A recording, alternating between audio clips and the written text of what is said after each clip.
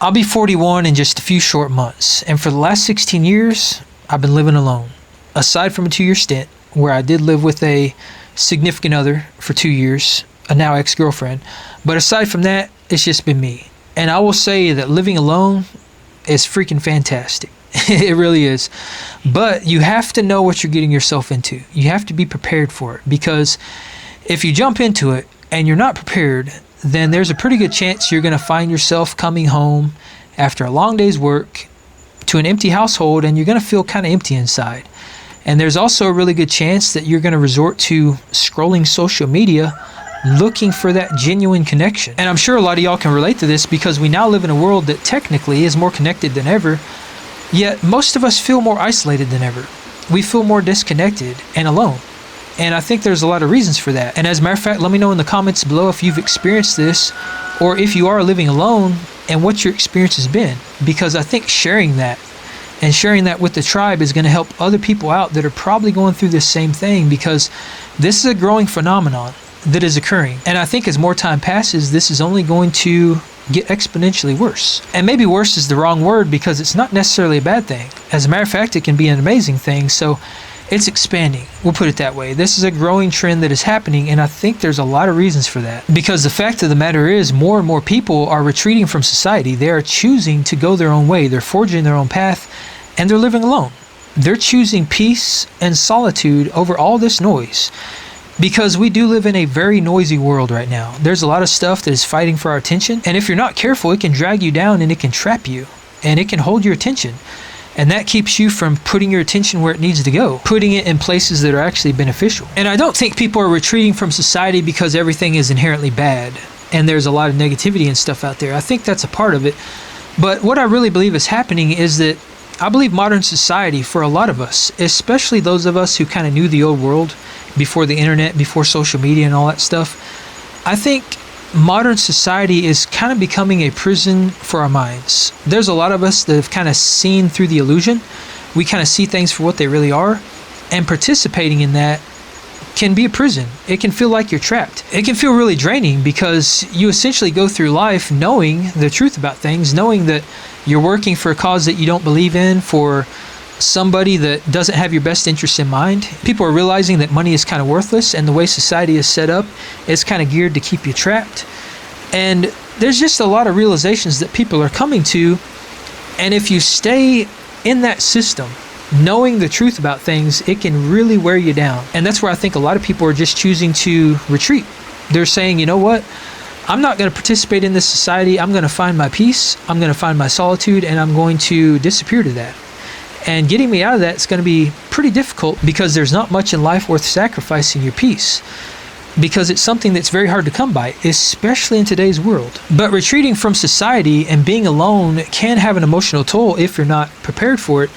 And I think that's something that's not discussed often enough, because if you're not comfortable being alone, you're probably going to look for connection in any place you can find it. And the simplest way to find connection is your phone, social media, and the internet. But the problem with falling into that trap is the fact that even though you feel connected when you're looking at social media and you're talking to people through your phone and through the internet, you're lacking that physical connection. You're lacking that spiritual connection. And I think that's probably the most fundamentally important part of all of it, is that there's no spiritual connection. And not to get too far out there on this, but there is really something to be said about our connected consciousness. The fact that we are all kind of connected. And I think we see that in modern society, because if morale goes down and people are generally unhappy, then the overall mood and the environment tends to go down with it. Because when you get caught up in this digital realm and you're looking for connection in those places, it can actually leave you feeling more empty inside. It can leave you feeling more disconnected, because you're missing that fundamental aspect of human-to-human connection. And that is part of the illusion that a lot of us have come to realize. And that's another reason why participating in society, if you're kind of an old soul like me, it can be kind of tough. Because relating to this new way of doing things and connecting through social media and cell phones and the internet, it's something that we can't really get on board with, because we were raised in an era where physical connection and human-to-human interaction was the common thing. That is how we communicated. But now it's changed. So it makes sense that a lot of us feel very isolated from that. We feel very alone in that. But there's a problem that goes much deeper than that, and that is that when you establish a connection through these digital means, it can't be reciprocated, because even if there's somebody on the other side of that, again, you're still missing that person-to-person interaction. So it still is not the same. Your mind knows that it's not the same. It's not the same as communicating with somebody that is right in front of you, that you're face-to-face with. And additionally, if you're communicating with the internet and social media, people that actually don't respond back, or you're communicating with AI, that is an inanimate object. That is something that doesn't have feelings. It can't reciprocate feelings back to you. It doesn't have an actual connection with you, and it doesn't care about you. It's very cold, and it's robotic because it's not real. Again, this is another part of the illusion that we all need to realize that we're kind of falling victim to, is that these connections we think we have, they're not real. And a lot of people are starting to avoid person-to-person connection as well, because it's kind of a crazy world out there. Things have changed and people have changed. And in a lot of cases, it can really seem like people aren't worth it. There's a lot of really cold people out there. There's a lot of people that are kind of lacking emotion right now. There's a lot of people that are kind of unhinged and that are just very willing to fly off the handle over the smallest little things. So a lot of people simply don't want to participate in that. And if we're talking about the dating world and stuff like that, that can be a real challenge, because the dating world right now is kind of a nightmare. If you're taking part of that, I don't think I probably even need to go much deeper into that, because you probably know how much of a nightmare it can be. There's a lot of division between people right now, and that can be pretty off-putting, especially for those of us who are kind of old souls, who again knew the old world. They knew what it was like to be able to just walk up to a person and talk to them without having to worry about being mocked online, or being screamed at or yelled at or looked down upon because you're talking to a stranger. In a lot of cases, when we do that in today's society, it is not appreciated. And in a lot of cases, it is definitely not reciprocated. And really what it comes down to is that a lot of people don't go that route because they've heard the horror stories. They know what it's like out there. They know that it's kind of a different world. And a lot of people are just kind of worried about how others might respond. So because of that, we find ourselves in isolation. But after 16 years of living alone, I've found that it is still possible to have those genuine connections with actual people.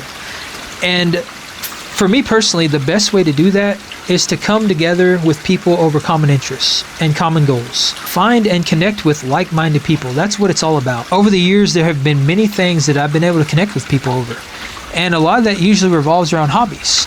Back in the day, the early 2000s, I used to go to car shows and stuff. I still have my original truck that I bought when I was 16 years old. It's a 1984 S10. I fixed that thing up. I turned it into a lowrider, and I used to show it. And I've met some amazing people at car shows. There's a lot of people that I'm still very good friends with to this day that I met at car shows and through the custom car world, as you would call it. I'm also into motocross. I've met a lot of really amazing people through that hobby. Fishing, that's another big one. And I mean, I don't need to go through the list of all the things that I'm interested in, but just know that if you have a hobby, if you have an interest, or if there's something that lights you up inside, there's a 100% chance that there's somebody else out there that shares that same passion. But the key here is that you have to have interests, you have to have hobbies, you have to have something that you look forward to outside of work. And yes, it is still possible to bond over work, but for me personally, I've always liked to keep my work life and my personal life separate. That's just kind of the way I am. I don't like to intermingle the two things because I feel like there's a lot of problems that can come from that. So if you don't have hobbies and you don't have interests, find some. Dig down deep within yourself and figure out what it is in life that makes you happy. Figure out what your passions are. And the best way to figure those things out is to be isolated and alone, is to make time for yourself. Dig down deep, look within yourself, and figure out what it is that drives you. And that's where being alone can be a big challenge for people, is that when you are alone, you do have to make that time for yourself. You do have to face the silence, and that can be tough. It can be very tough, especially if you have a lot of skeletons in the closet, especially if you have demons that you've never taken the time to face. Because what happens is a lot of people, when they're alone, a lot of that stuff starts to surface. And when I say alone, I mean alone and in silence, in peace, with no distractions. That means not reading a book. That means not distracting your mind with social media and the internet and all these things that are clamoring for our attention. It means not doing those things. You have to actually be alone. You have to find peace, and you have to find that silence. And I will say that after 16 years of being alone, if you don't find that peace and you don't face your demons and overcome these things, you're never going to be comfortable being alone. And being alone is going to create a void within your heart, and you're not going to be able to overcome it. It's going to eat at you, and you're going to constantly be striving for connection. You're going to be constantly looking for something to occupy your mind, instead of just being in silence and being in the present moment. But what I have found that works the most is that you have to embrace the silence. Be at peace with the peace, and be grateful that you get to experience that, because there's a lot of people out there that simply never get to experience peace. They never get to find that silence. And a big reason for that is because they can't face it. They can't face it alone. They're afraid of what's going to come up, what's going to surface when they're in that position. So be grateful that you are able to make that time for yourself, because that time when you're totally alone and you're at peace and you become the lone wolf, that is when you start to grow as a person. That is when you can truly make time for personal development. Being alone and being at peace with that allows you to optimize yourself and become the best version of yourself that you can possibly be. And that is truly what I have found from being alone. And if you are one of the people that has a hard time facing that silence, get out in nature.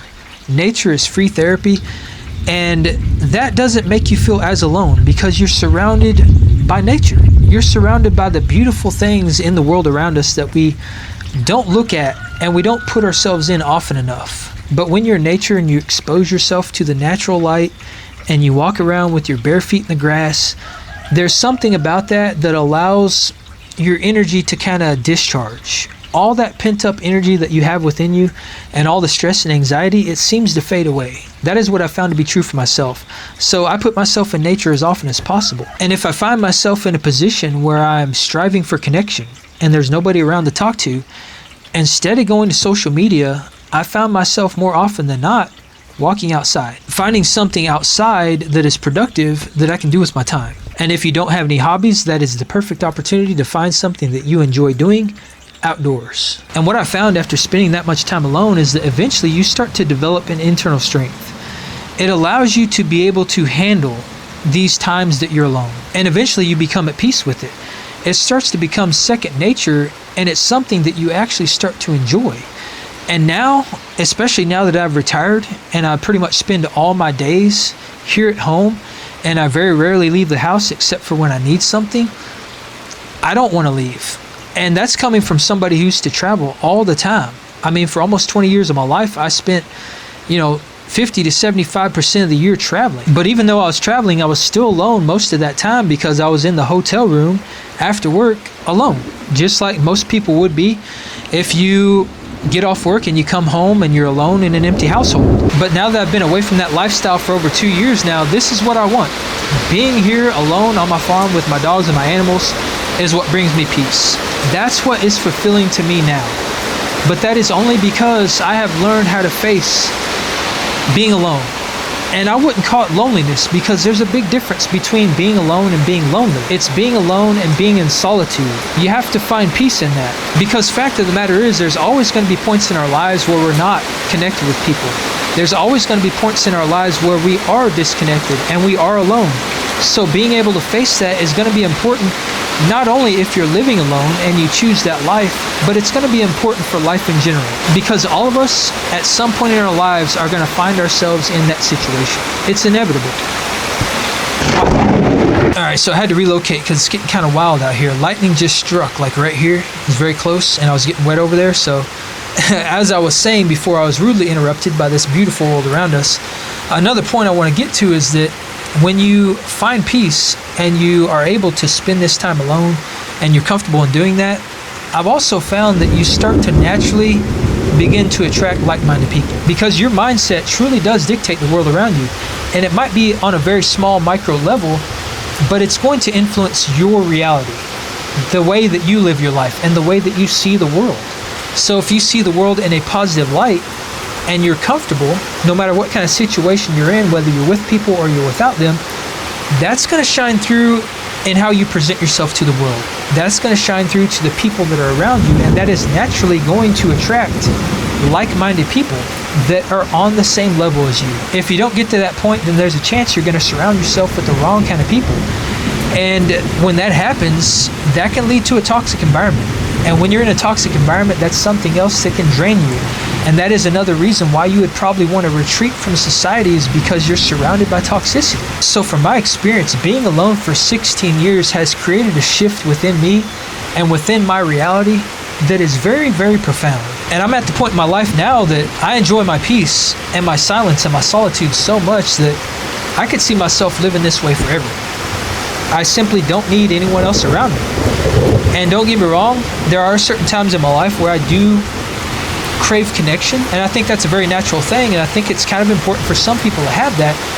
But I take comfort in knowing that I don't have to have it. Even in the times where I do crave it, I just go outside. I put myself in nature, and I find my peace again. It's really that simple. And if you're anything like me, once you've established that mental fortitude and you've built that internal strength, you're probably going to want to share your story. And that is another very good way to connect with like-minded people, is to share your story. And it doesn't matter what your story's about, because everybody has a story, and there are going to be people out there that can relate with that. And I can almost guarantee that when you do that, you're going to find your people. You're going to find your tribe. You're going to realize that you're not alone, and you never were.